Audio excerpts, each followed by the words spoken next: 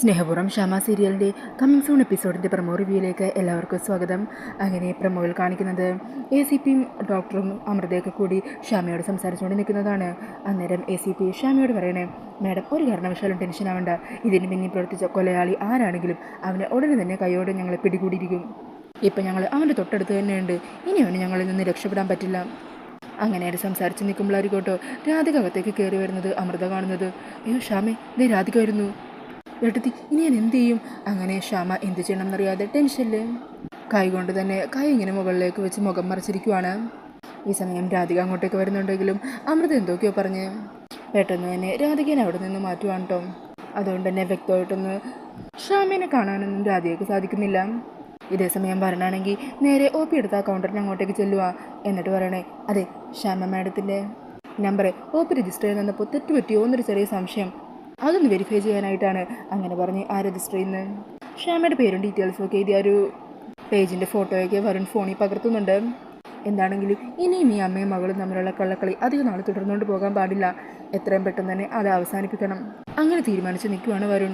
പിന്നീട് വരുണിൻ്റെ അധികം നമ്മെ സംസാരിക്കുകയാണ്. അന്നേരം വരുൺ രാധികയോട് ചോദിക്കണേ, അല്ല അകത്തേക്ക് എന്നിട്ട് തനിക്ക് ഫിദാമേടത്തെ കാണാൻ പറ്റുമോ? ഏയ് മര്യാദക്കൊന്നും കാണാൻ പറ്റിയില്ല. ഉടനെ തന്നെ മാഡത്തെ ഡിസ്ചാർജ് ചെയ്യുമെന്ന് അറിയാൻ കഴിഞ്ഞത് ഞാൻ സിസ്റ്ററിനോട് ചോദിച്ചു. താനെന്താണെങ്കിലും പേടിക്കൊന്നും വേണ്ട കേട്ടോ. പിന്നെ തൽക്കാലം വീട്ടിലേക്ക് പോകുമ്പോൾ ഈ കാര്യങ്ങളൊന്നും വീട്ടുകാരെ അറിയിക്കേണ്ട, അവർ വല്ലാതെ ടെൻഷനാകും. എന്താണെങ്കിലും ഇതിന് പിന്നെയും പ്രവർത്തിച്ചത് ആരായാലും നമ്മൾ കണ്ടുപിടിച്ചിരിക്കും. വരുൺ പറഞ്ഞത് ശരിയാ, ഇങ്ങനൊരു സംഭവം നടന്നു പറഞ്ഞാൽ ഓൾറെഡി വീട്ടിലോ അല്ലാതെ തന്നെ പ്രശ്നങ്ങളുണ്ട്. ഇനി ഇതും കൂടി കേട്ട് എല്ലാവരും ടെൻഷനാക്കണ്ട.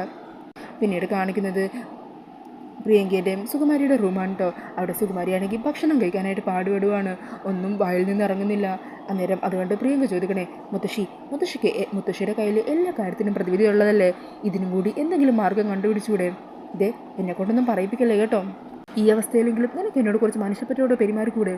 ഒന്നുമില്ലെങ്കിലും ഞാൻ ഈ കഷ്ടപ്പാടെല്ലാം സഹിച്ചിവിടെ നിൽക്കുന്നതേ നിനക്ക് വേണ്ടിയിട്ടാ, അതെങ്കിലും ഓർമ്മയുണ്ടാവണം.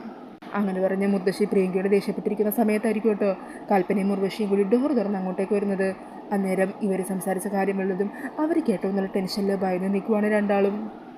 പിന്നീട് വരുണിൻ രാധികയും തിരിച്ച് കണിമംഗലത്തെത്തുന്നതാണ് കാണിക്കുന്നത്.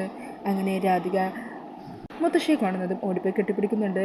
അന്നേരം മുത്തശ്ശി പാട്ടൊക്കെ എങ്ങനെ ഉണ്ടായെന്ന് ചോദിക്കുവാണ്. അന്നേരം രാധിക പാട്ടിനെക്കുറിച്ചും പാട്ടുപാടിയതിനു ശേഷമുള്ള എല്ലാവർക്കും ഉണ്ടായ അഭിപ്രായങ്ങളെക്കുറിച്ചൊക്കെ പറയുന്നുണ്ട്. പിന്നീട് മുത്തശ്ശി കേൾക്കണേ, രണ്ടുപേരുടെ മുഖത്തും ഒരു ടെൻഷനുള്ള പോലെ, എന്തെങ്കിലും പ്രശ്നമുണ്ടായോ? ഈ സമയം വരുൺ മുത്തശ്ശിയോട് കാര്യങ്ങൾ സൂചിപ്പിക്കുന്നുണ്ട് കേട്ടോ. മുത്തശ്ശി പേടിക്കൊന്നും വേണ്ട, ഇതിൻ്റെ പിന്നിൽ ആരാണെങ്കിലും അയാളെ ഞങ്ങൾ കണ്ടെത്തിയിരിക്കും. പോലീസുകാരും അന്വേഷണം ഊർജ്ജ നടത്തുന്നുണ്ട്. അധികം വൈകാതെ തന്നെ ആരാണ് എന്നെ രാധികനെ കൊല്ലാനായിട്ട് ശ്രമിക്കുന്ന ആ കൊലയാളിയെന്ന് ഞങ്ങൾ തിരിച്ചറിയും മുത്തശ്ശി.